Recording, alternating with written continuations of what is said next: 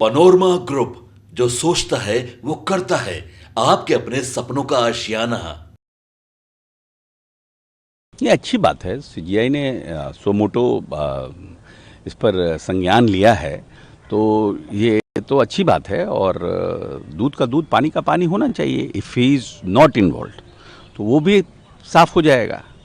और अगर इस तरह के केस में कोई व्यक्ति इस तरह का, या उनके सहकर्मी या उनके साथ जो लोग वर्क काम कर रहे थे, वो लोग इसमें अगर इन्वॉल्व हैं, तो ऐसे लोगों तो पनिश होना ही चाहिए ना। ये तो country can not run like this ना, कि भाई डॉक्टर जो काम कर रहा है, जिसकी बेटी, जिसकी बहू, जिसकी कोई काम करती है, वो सेफ़ नहीं हो, इन्वायरमेंट सेफ़ नहीं हो, इस तरह की घटना हो जाए।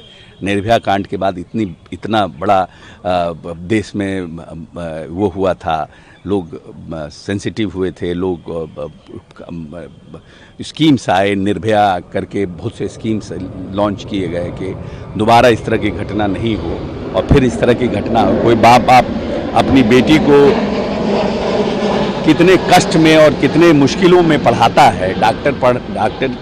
डॉक्टरी की पढ़ाई पढ़ना बहुत आसान बात नहीं है, और कितने लोगों का सपना होता है। और उस तरह के इन्वायरमेंट में अगर कोई इस तरह का घटना हो, तो ये तो कहीं भी संभव नहीं है। मतलब नॉट ओनली डॉक्टर्स, एनीबडी, इस तरह का जो भी है, ये सबको तो और पता करके इनको स्पीडी ट्रायल करके फांसी होना चाहिए। सख्त कानून को लेकर भी पश्चिम बंगाल के मुख्यमंत्री ममता बनर्जी ने पीएम को पत्र लिखा है। नहीं, कानून के सख्त कानून तो बनना ही चाहिए। इसमें सख्त कानून तो है ही है, पास्को एक्ट आया है, सब कुछ है, बहुत से कानून बन, लेकिन धुर्तों की कहीं कमी नहीं ना है। तो उन धुर्तों को जल्द से जल्द ट्रांसपेरेंट होकर आइडेंटिफाई कराना और उनको सख्त से सख्त कार्रवाई करना, तब तो लोग डरेगा। तब तो लोग डरता है ना कि नहीं भाई, इस तरह का काम करने में ये है, समस्या है, इस तरह का काम करने में। आज लोग जो कानून है उसी के दायरे में रह करके ना डरते हैं, और डर करके कोई काम नहीं करते हैं, मानते हैं कि ये गलत काम है। कल जेपीसी का एक बैठक हुई थी, वक्त बिल में जो कमेटी का गठन किया गया, उस बैठक हुई थी। जेडीयू ने भी कहा कि जो भी संभव प्रयास है वो किया जाए, सरकार इस पे पूर्ण विचार करे, क्योंकि विपक्ष लगातार ये कह रहा है कि मुस्लिम विरोधी बिल है। देखिए, ऐसा है कि विपक्ष तो किसी भी नए कानून को अपनी तरह से उसकी व्याख्या करता है। आप कोर्ट में चले जाइएगा, 2 वकील बहस करते रहते हैं। एक का बहस सुनिएगा तो लगेगा यही सही है, दूसरे का बहस सुनिएगा तो लगेगा यही सही। ये तो तरीका है ना अपना अपना। सरकार ने किस परिप्रेक्ष्य में ये बिल लाया, और सरकार को कटघरे में खड़ा करना, मुसलमानों को भड़काना कि ये सरकार पूरी तरह से आपके विरोधी है। और एक तरह से थोड़ा बहुत तो परसेप्शन है ही है कि माइनॉरिटी के पक्षधर नहीं है, क्योंकि बहुत से नेता उनके अपने अपनी तरह से बातों को रखते हैं। लेकिन क्या ये बिल सही में उनके पक्ष में है? उसका कुट पाठ जो है इनके विरोध में है। तो उन सब के लिए जो हमारे पार्टी का निर्णय है और हमारे नेता का है कि जीपीसी में जाना चाहिए, वाइड इस पर डिस्कशन होना चाहिए। जो इफ़ेक्टिव लोग हैं, जो लोग इसके अंदर आते हैं, उनके बातों को भी सुनना चाहिए, उनके बातों को भी देखना चाहिए। वो बात जायज़ है, वो बात आने वाले भविष्य के लिए अच्छा है, और उसको इनकॉर्पोरेट करना चाहिए। लेकिन आप लोगों पे आरोप लग रहा है कि आप लोग अब मुस्लिम विरोधी हैं, इसलिए नहीं, ये ऐसा में जाके बैठे। नहीं, ये है कि ये वो लोग बोल रहे हैं जिन्होंने मुसलमानों के लिए कोई काम नहीं किया। मुसलमानों के लिए काम करना एक बात है, मुसलमानों को प्यार करना एक बात है, मुसलमानों के साथ खड़ा रहना एक बात है। लालू प्रसाद यादव खाली खड़े हैं कि ये कुछ नहीं है। आरजेडी सिर्फ मुसलमानों के साथ खड़ी दिखती है। ना मुसलमानों को कोई पद देना है, ना मुसलमानों को कोई सम्मान देना है, ना मुसलमानों के लिए योजना बनाना है, ना सिर्फ भारतीय जनता पार्टी के साथ आप खड़े हैं खिलाफ में, उसी से आप थोड़ी मुसलमानों का क्या नाम है बदलाव हो जाएगा। मुसलमानों का बदलाव तो तब होगा जब मुसलमानों के लिए बजट का एलोकेशन होगा, जब मुसलमानों के लिए योजना बनाई जाएगी, जब मुसलमानों को शिक्षित किया जाएगा, जब मुसलमानों के लिए आरक्षण की व्यवस्था होगी। तो सब काम किसने किया? सब काम तो नीतीश कुमार ने किया है। तो हम विरोधी कैसे हो गए? क्योंकि हम भाजपा के साथ हैं, इसलिए आपको लगता है कि हम विरोधी हैं। और क्योंकि आपको लगता है कि आप कुछ करिएगा नहीं, हम खड़े रहेंगे उनके बगल में, हमको लगेगा कि क्योंकि हमको वोट मिलता जाए। तो आप तो मुसलमानों को as a vote bank use कर रहे हैं, हम मुसलमानों को एज ए सिटीजन यूज़ कर, दोनों में फ़र्क है ना।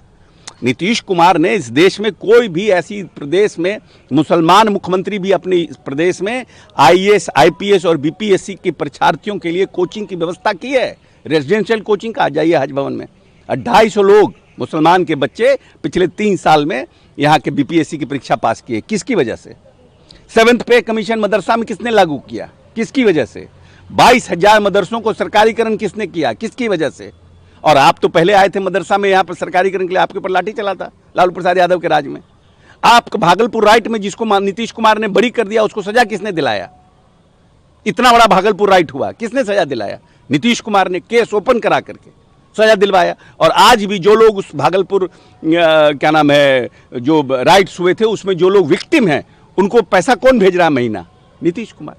आप नीतीश कुमार के कामों को नहीं देख रहे हैं, नीतीश कुमार की योजनाओं को नहीं देख रहे हैं। आज नीतीश कुमार ने सभी जिलों में निर्णय किया कि हम रेजिडेंशियल विद्यालय बनाएंगे उनके लिए। और जब आए थे नेता तो पूरे मुसलमानों के लिए इस प्रदेश में उन्होंने सर्वे कराया कि कितने मुसलमान के बच्चे स्कूल के बाहर हैं और उनके लिए तालीमी मरकज का गठन किया। किसने किया? आप तो कुछ नहीं किया। आपके समय तो 45 करोड़ का बजट था। आपके समय तो अल्पसंख्यक कल्याण का 45 करोड़ का बजट था 22,000 करोड़ में। ये तो नीतीश कुमार ने उस बजट को 7 गुना बढ़ाया। प्रधानमंत्री मोदी यूक्रेन दौरे पे है पोलैंड के बाद, और उन्होंने कहा है कि यूक्रेन में शांति बहाल होने के लिए जो भी संभव प्रयास हो वो भारत करेगा। ये अच्छी बात है। हमारी विदेश नीति और सशक्त हो, मजबूत हो, और हमारे प्रधानमंत्री हमारे आसपास जो भी हमारे यहाँ के हमारे जो देश हैं उनके साथ हमारी नीति और हमारा विदेश नीति और हमारे बायलैटरल रिलेशनशिप और सशक्त हो, मजबूत हो, इसके लिए तो माननीय प्रधानमंत्री जी पहले से प्रयासरत ही हैं। और हम तो हमेशा शांति का, हमारा देश जो है हमेशा शांति का पक्षधर है कि कहीं भी अनरेस्ट है तो उसको हम ठीक करें। तो यूक्रेन दौरा, रशिया पुतिन जी से बातचीत, ये सब पहले से भी कर रहे हैं। हम समझते हैं कि बायलैटरल जो हमारा रिलेशनशिप है और बायलैटरल टॉक से और संबंध हमारे अच्छे होंगे।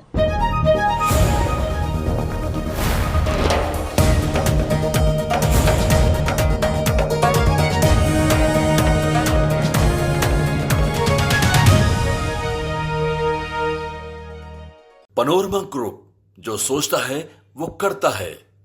अगर ये वीडियो पसंद आई और वह बिहार के राजनीति और बिहारियत से सरोकार रखेनी तो सब्सक्राइब बटन दबा के चैनल के सब्सक्राइब कर ली। ओजे एगो घंटी बा, ओकरा बटन दबा देला से कुल सटीक और मारक खबर रुआ मुफ्त में मिल जाई। अगर रुआ पत्रकारिता के हमनी के नया प्रयोग में सहयोग कर चाहतानी तो ज्वाइन बटन दबा दी। पेटीएम नंबर नोट कर ली 9386 816 700।